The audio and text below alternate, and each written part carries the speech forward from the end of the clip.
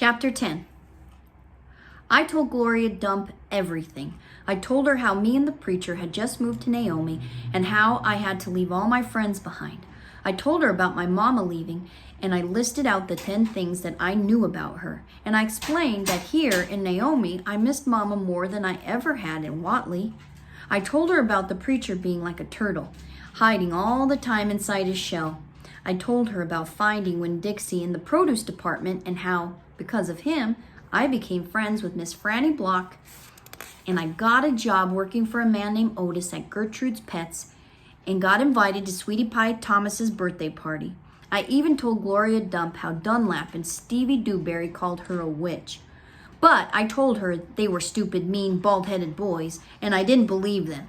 Not for long, anyway. And the whole time I was talking, Gloria Dump was listening. She was nodding her head and smiling and frowning and saying,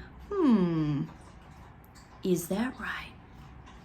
I could feel her listening with all my heart, and it felt good. You know what? She said when I was all done. What? Could be that you got more of your mama in you than just red hair and freckles and running fast. Really? Like what? I said. Like maybe you got her green thumb. The two of us could plant something and see how it grows. Test your thumb out.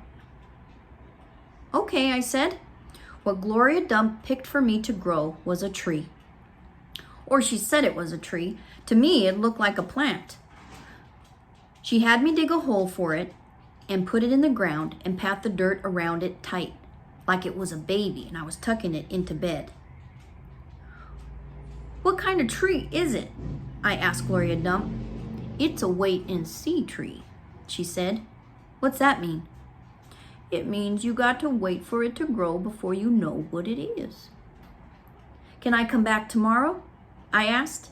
Child, she said, as long as this is my garden, you're welcome in it. But that tree ain't gonna grow or change too much by tomorrow. But I want to see you too, I said.